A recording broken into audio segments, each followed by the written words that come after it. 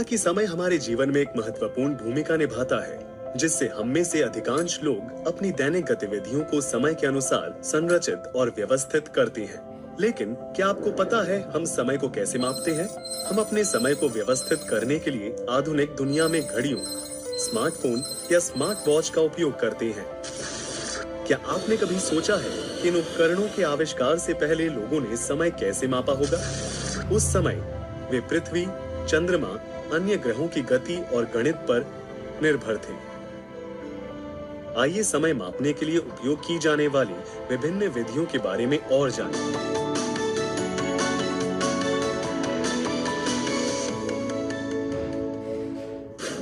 जैसा कि हम सब जानते हैं, हमारे सौर मंडल में पृथ्वी, चंद्रमा और अन्य ग्रहों जैसे आकाशीय पिंडों की गति एक आकार प्रदर्शित करती है, जो समय निर्धारित करने में हमारी मदद करती है। सूर्य समय निर्धारण का सबसे अच्छा साधन है। पृथ्वी के घूमने के कारण सूर्य प्रतिदिन पूर्व में उगता है और पश्चिम में अस्त होता है। यदि हम सूर्य के कारण बनी परछाइयों को ध्यान से देखें, तो उनकी लंबाई दिन के अलग अलग समय पर अलग अलग होती है। सूर्योदय के समय छाया लंबी और दोपहर होते होते उनकी लंबाई कम हो जाती है और दोपहर के समय छाया सबसे छोटी होती है। अब दोपहर से सूर्यास्त होते होते परछाइयों की लंबाई फिर से बढ़ जाती है। ऐसा दिन के दौरान अलग अलग समय पर पृथ्वी पर वस्तुओं के साथ सूर्य द्वारा बनाए गए कोणों में अंतर के कारण होता है। लेकिन हम इस परिघटना का उपयोग करके समय को कैसे माप सकते हैं?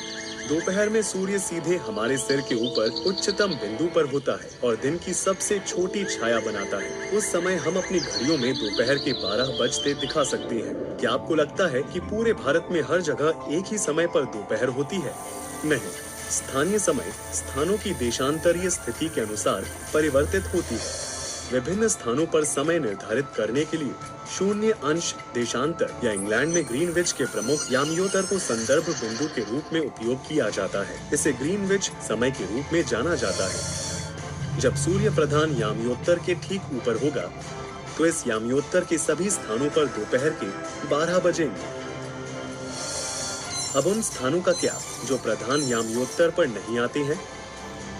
वहां वे अलग अलग समय क्षेत्रों का अनुभव करते हैं, क्योंकि पृथ्वी पश्चिम से पूर्व की ओर घूमती है। इसलिए पूर्व की ओर के स्थान प्रधान मध्याह्न के पश्चिम की ओर के स्थानों की तुलना से पहले सूर्योदय का अनुभव करते हैं। इसलिए प्रधान यामयोत्तर के पूर्व के स्थान उसके पश्चिम की ओर के स्थानों की तुलना में समय में आगे होते हैं।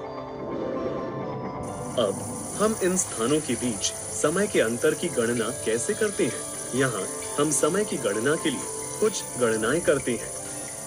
पृथ्वी 24 घंटे में लगभग 360 डिग्री का एक चक्कर पूरा करती है। तो एक घंटे में कितना घूमेगा? उसके लिए हमें 360 डिग्री को 24 घंटे से विभाजित करना होगा, जो आपको एक घंटे में 15 डिग्री देगा। यदि हम इसे मिनटों में बदलते हैं, तो हम देख सकते हैं कि पृथ्वी को 1 डिग्री घूमने में 4 मिनट लगते हैं। इसका मतलब है कि देशांतर में हर 1 डिग्री के परिवर्तन में 4 मिनट का समय लगता है। प्रधान यामयोत्तर को एक संदर्भ के रूप में रखते हुए, यदि कोई स्थान प्रधान यामयोत्तर से 15 डिग्री पूर्व में है, तो यह ग्रीनविच समय से 15 गुना 4 यानी 60 मिनट आगे होगा। इस जानकारी के साथ आइए हम प्रधान यामयोत्तर के संबंध में भारत के समय क्षेत्र की गणना करें।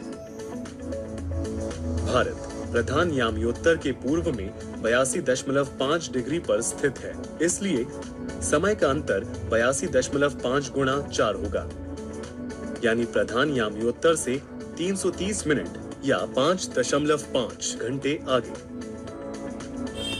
तो भारत ग्रीनविच से 5.5 घंटे आगे है। अब क्या आप अन्य स्थानों के देशांतर निर्देशांकों का उपयोग करके वहां के समय की गणना कर सकते हैं?